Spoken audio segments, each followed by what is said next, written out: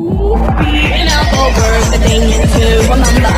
The scene starts to tumble to the sound of the drum. Oh boy, there ain't no need to fight like diamonds in the ring. It ain't no big thing, just show her a little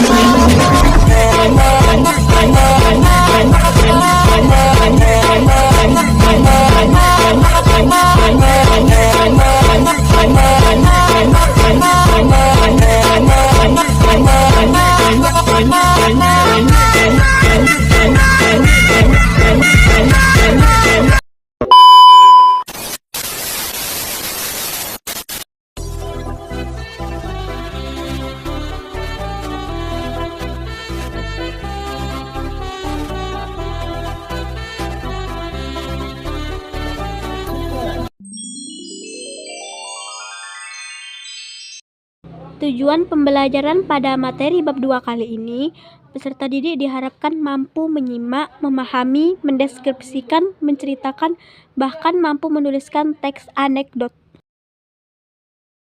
Anekdot merupakan salah satu cerita singkat yang menarik dikarenakan lucu dan juga mengandung kritikan dengan menggunakan bahasa yang apik. Di balik humor atau kelucuan yang ditampilkan, anekdot memiliki pesan yang diharapkan dapat memberikan pelajaran kepada orang ramai.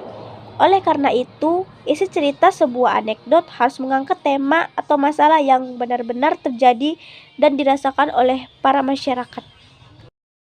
Struktur teks anekdot memiliki 3 bagian, yaitu orientasi, komplikasi, dan evaluasi. Orientasi yaitu bagian teks anekdot yang berisi tentang pengenalan tokoh utama. Komplikasi yaitu berisi tentang masalah yang dihadapi oleh karakter utama, dan evaluasi yaitu berisi tentang komentar terhadap isi atau pesan dari fenomena yang dihadapi oleh sang karakter utama. Kaidah kebahasaan. Ritoris, gaya bahasa yang berbentuk kalimat tanya yang sebenarnya tidak perlu dijawab. Contoh pertanyaannya, siapa yang tidak ingin bahagia? Majas sindiran yaitu kelompok majas yang mengungkapkan maksud atau gagasan dengan cara menyindir. Majas sindiran terbagi menjadi 3 yaitu ironi, sinisme, sarkasme. Ironi merupakan gaya bahasa yang mengungkapkan suatu maksud dengan mengatakan kebalikan. Sinisme yaitu gaya bahasa berupa ejekan atau sindiran yang menggunakan kata-kata kasar. Sarkasme adalah majas yang mengungkapkan sindiran secara langsung dengan kata-kata yang kasar. Kata kerja material, teks anekdot banyak menggunakan kata kerja material yaitu kata yang menunjukkan suatu aktivitas atau kegiatan yang sedang dilakukan. Contohnya, seorang pemuda mengayuh sepedanya menuju ke sekolah.